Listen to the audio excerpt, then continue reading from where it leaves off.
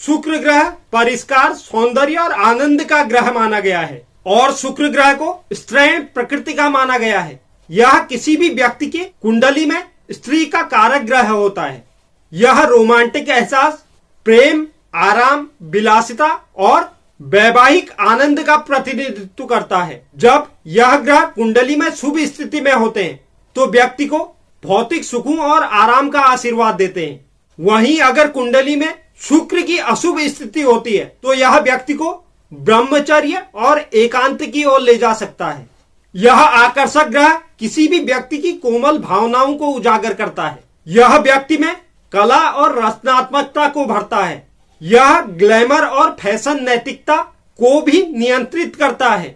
इसलिए उन व्यक्तियों के लिए इस गोचर का और अधिक महत्व हो जाता है जो कला, डिजाइनिंग और रचनात्मकता के इस उद्योग का हिस्सा है। यह मंत्र मुग्ध करने वाला ग्रह व्यक्ति का विपरीत लिंगी लोगों के प्रति आकर्षण पैदा करता है। शुक्र ग्रह देवगुरु बृहस्पति की मीन राशि में उच्च की अवस्था में होते हैं, जो सही मायने में समुद्र की गहराई और आंदोलन का प्रतिनिधित्व करता है, और बुध की कन्या राशि में यह नीच की अवस्था में माने जाते हैं। इस गोचर के दौरान शुक्र के रोमांटिक पहलू और निखर कर सामने आ सकते हैं, क्योंकि इस गोचर की अवधि में यह अग्नि तत्व की राशि धनु राशि में होगा। शुक्र का धनु राशि में गोचर 30 अक्टूबर 2021 को दिन में 3:56 पर होने जा रहा है। इसके बाद शुक्र 8 दिसंबर 2021 तक धनु राशि में ही बने रहेंगे। शुक्र जिस समय धनु राशि में गोचर करेंगे उस समय अवधि के दौरान यह अपने ही नक्षत्र पूर्वाषाढ़ में रहेंगे। उसके बाद यह 1 दिसंबर 2021 को सूर्य के उत्तराषाढ़ा नक्षत्र में प्रवेश करेंगे। तो शुक्र के इस गोचर की अवधि का ज्यादातर समय अपने ही नक्षत्र में होने की वजह से यह गोचर बहुत से जातकों के लिए बहुत शुभ साबित होगा। तो शुक्र के इस गोचर से हमारी जो 12 राशियां हैं वह किस प्रकार से शुभ या अशुभ तरह से प्रभावित होंगे उसके बारे में हम इस वीडियो में चर्चा करने जा रहे हैं। आज की वीडियो में हम 12 राशियों में से प्रथम की 6 राशियां मेष, वृष, मिथुन, कर्क, सिंह, कन्या, इन 6 राशियों के बारे में हम आज की वीडियो में चर्चा करेंगे। बाकी बची हुई 6 राशियों के बारे में हम कल की वीडियो में चर्चा करेंगे। तो वीडियो की शुरुआत करने से पहले अगर कोई दर्शक चैनल पर नए हैं तो चैनल को आप जरूर सब्सक्राइब कीजिए, साथ ही साथ बेल नोटिफिकेशन भी ऑन कर लीजिए, जिससे चैनल पर अपलोड होने वाली हर एक वीडियो का नोटिफिकेशन आपके पास सबसे पहले पहुंचे। तो शुरुआत करते हैं हम आज की अपनी प्रथम राशि मेष राशि से। मेष राशि के जातकों के लिए शुक्र दूसरे और 7वें भाव के स्वामी होते हैं। इस गोचर की अवधि में शुक्र भाग्य के 9वें भाव में गोचर करने जा रहे हैं। इस समय अगर आप लेखन या संगीत से संबंधित कलात्मक कार्य कर रहे हैं तो आप इस समय अवधि में सफल होंगे। यदि आप आभूषणों से संबंधित व्यवसाय में हैं तो भी आपको इस समय अवधि में सफलता मिलेगी। इस समय अवधि में आप नए व्यापार में भी अपने हाथ आजमा सकते हैं और कोई नई डील कर सकते हैं। इस समय अवधि के दौरान आप अपनी वाणी में सौम्यता से हर एक को प्रभावित करेंगे। इस समय अवधि में आप कोई यात्रा की योजना भी बना सकते हैं, जहां आप विभिन्न संस्कृतियों और विभिन्न लोगों को सीखने में रुचि विकसित कर सकते हैं। आपका ध्यान इस समय अवधि में धार्मिक गतिविधियों की ओर आकर्षित हो सकता है, लेकिन इस समय अवधि में आपके खर्च में भी वृद्धि देखी जाएगी, क्योंकि इस समय अवधि में आप अपनी भौतिक जरूरतों पर अपना धन खर्च करेंगे। इसकी वजह से आपके बजट में भी कुछ दिक्कतें आ सकती है, इसलिए आपको इस समय अवधि के दौरान खर्च से संबंधित सावधानियां बरतनी होंगी। कुल मिलाकर इस समय अवधि में आपका पारिवारिक जीवन अच्छा रहेगा, लेकिन आपका अपने प्रिय के साथ कोई हल्की फुल्की बहस हो सकती है। ऐसे में आपको शांति से संभालने की जरूरत होगी। मूल निवास के छात्र अपनी पढ़ाई में भी इस समय अवधि में प्रगति करेंगे और सफलता प्राप्त करेंगे। प्रतियोगिता परीक्षा देने के लिए भी यह परागम की अवधि आपके लिए शुभ साबित होगी। इस गोचर को शुभ करने के लिए ओम श्रीं श्रीये नमः मंत्र का प्रतिदिन 108 बार जाप करें। बात करते हैं वृषभ राशि की। शुक्र वृषभ राशि के स्वामी होते हैं, साथ ही साथ वृषभ राशि के लिए 6ठे भाव का भी स्वामित्व शुक्र ग्रह को ही मिला है। इस समय अवधि में शुक्र का गोचर आपके अनिश्चितताओं के 8वें भाव में होने जा रहा है। इस समय अवधि में आपको मिश्रित परिणामों की प्राप्ति होगी। इस समय अवधि में आप स्वास्थ्य से संबंधित परेशानियों से परेशान हो सकते हैं। साथ ही साथ कोई दुर्घटना के भी योग बनते दिखाई दे रहे हैं। इसके साथ साथ सर्दी, जुकाम, बुखार की भी शिकायत हो सकती है। आपको शुक्र के इस गोचर की अवधि में संघर्ष का सामना करना पड़ेगा, जिसके कारण आप इस समय अवधि में बेचैन हो सकते हैं और अनावश्यक रूप से तनावग्रस्त रहेंगे। आपको अपने कार्यस्थल पर भी शुक्र की गोचर की अवधि में अधिक मेहनत करनी होगी, जिसे देखते हुए आपका वरिष्ठ प्रबंधन आपको सराहेगा। शुक्र की इस गोचर की अवधि में आपका कोई पुराना ऋण चुकता हो सकता है। पैतृक संपत्ति या ससुराल से भी लाभ की संभावना बनती दिखाई दे रही है।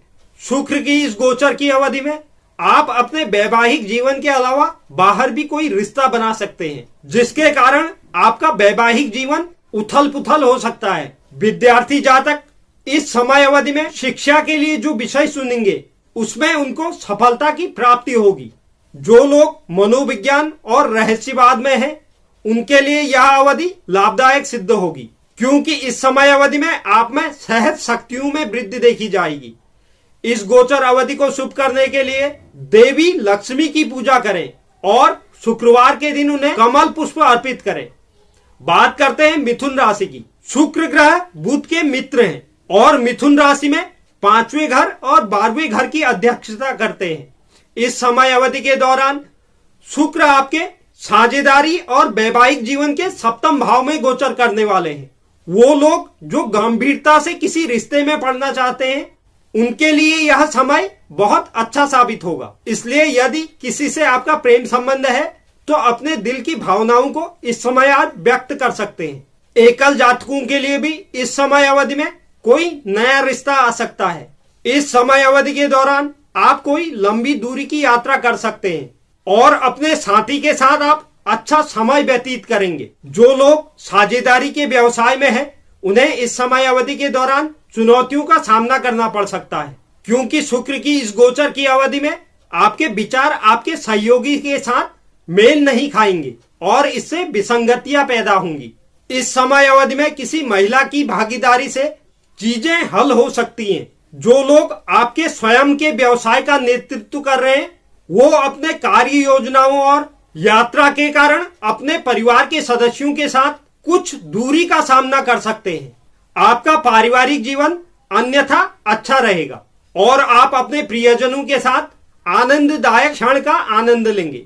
इस गोचर को शुभ करने के लिए शुक्र के बीज मंत्रों का नित्य 108 बार जाप कीजिए। बात करते हैं कर्क राशि की।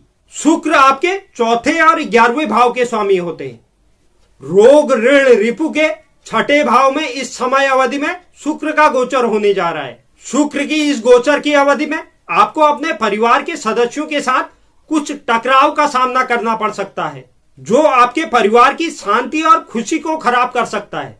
जो छात्र प्रतियोगिता परीक्षा की तैयारी कर रहे हैं, उनके लिए यह लाभदायक समय रहेगा, क्योंकि आप पढ़ाई के दबाव में भी अनुकूल प्रदर्शन कर पाएंगे।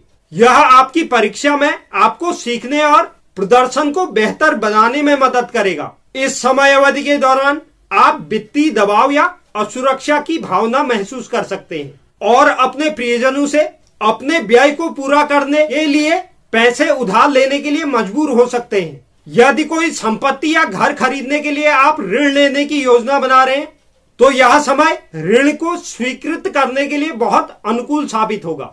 नौकरी पेशा जातक अपने कार्य क्षेत्र पर अच्छे माहौल का आनंद लेंगे और अपने अधीनस्थों के साथ सहायक और सौहार्दपूर्ण रहेंगे। जो पेशेवर सेवाओं में हैं, उनके लिए यह अवधि अनुकूल साबित होगी, क्योंकि इस समय अवधि में आप अधिक ग्राहकों को आकर्षित करने और बेहतर सौदे करने में सक्षम होंगे। लेकिन आप अपनी मां के खराब स्वास्थ्य के कारण कुछ चिंतित हो सकते हैं। इस गोचर अवधि को शुभ करने के लिए 10 साल की कम आयु की बच्चियों को सफेद रंग का भोजन कराएं। बात करते हैं सिंह राशि की। शुक्र आपके लिए 3रे और 10वें भाव के स्वामी होते हैं। इस समय अवधि के दौरान शिक्षा, संतान और रोमांच के 5म भाव में शुक्र का गोचर होने जा रहा है। जो लोग डिजाइनिंग और रचनात्मक उद्योग में हैं, उनके लिए यह अवधि अनुकूल साबित होगी। आप उत्पादों और सेवाओं का सबसे अच्छा वितरण करने में सक्षम होंगे। साथ ही आप अपने अच्छे काम की वजह से कार्य क्षेत्र पर वेतन वृद्धि पा सकते हैं। जो लोग अपने शौक और हितों को अपने पेशे में बदलने की योजना बना रहे हैं, उन्हें भी इस समय अवधि में अच्छे अवसर प्राप्त होंगे। आप अपने छोटे भाई बहनों और दोस्तों के साथ अच्छा बंधन साझा करेंगे। साथ ही साथ वो लोग भी इस समय अवधि में आपकी मदद करेंगे और आपका समर्थन करेंगे। जो लोग प्रेम रिश्ते में हैं, उन्हें भी इस समय अवधि में अनुकूल परिणामों की प्राप्ति होगी, क्योंकि आपके प्रियजन इस समय अवधि में आपके साथ अपने प्यार और चिंताओं को गहराई से व्यक्त करेंगे। इस समय अवधि के दौरान आप अपने प्रियजनों के साथ छोटी दूरी की यात्रा पर जा सकते हैं। यह आपके प्रेम जीवन को बेहतर बनाएगा। कवियों और लेखकों के लिए यह समय अवधि अनुकूल साबित होगी, क्योंकि आपको अपने काम को प्रस्तुत करने के लिए अच्छे और रचनात्मक विचार मिलेंगे और उसी के लिए आपको सराहना भी मिलेगी। इस अवधि में आपका पेशेवर जीवन आरामदायक और सुचारू रहेगा। आप इस समय अवधि में पिछले सौदों से भी लाभ कमा सकते हैं।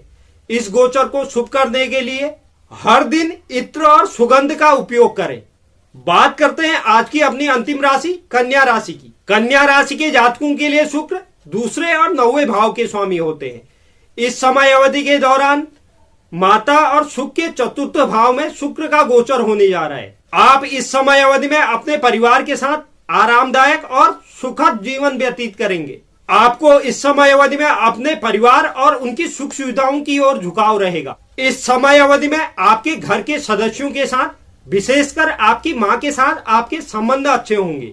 आप अपने प्रियजनों की वजह से निजी जीवन में सहायता और आराम प्राप्त करेंगे। इस समय अवधि में आप कोई संपत्ति भी खरीद सकते हैं। वाहन खरीदने के लिए भी यह आपके लिए उज्जवल अवसर रहेगा। इस समय अवधि के दौरान आपको अपनी मेहनत के लिए सराहना मिल सकती है। जो लोग पारिवारिक व्यवसाय में हैं, उनके लिए भी यह अवधि शुभ साबित होगी। आपका इस समय अवधि में व्यवसाय फलता फूलता नजर आएगा और आप अपने घर के लिए विलासिता के उत्पाद खरीदने में बहुत अधिक खर्च करेंगे। जो छात्र उच्च अध्ययन में हैं, उनके लिए भी यह समय अवधि लाभदायक सिद्ध होगी। आप अपने गुरुजनों से इस समय अवधि में कुछ न कुछ नया सीखेंगे। डिजाइनिंग की पढ़ाई करने वाले जातकों के लिए यह समय अवधि बहुत शुभ साबित होगी, क्योंकि आपके रचनात्मकता और नए विचारों, परियोजनाओं को प्रशंसात्मक टिप्पणियां प्राप्त होंगी और आप अपने क्षेत्र में अच्छा नाम कमाएंगे। इस गोचर अवधि को शुभ करने के लिए ओम शुक्राय नमः का दिन में 108 बार जाप कीजिए। तो यह था शुक्र का गोचर और उससे हमारी जो 12 राशियों में से प्रथम की 6 राशियां प्रभावित होने जा रही है, उसके बारे में यह संपूर्ण जानकारी।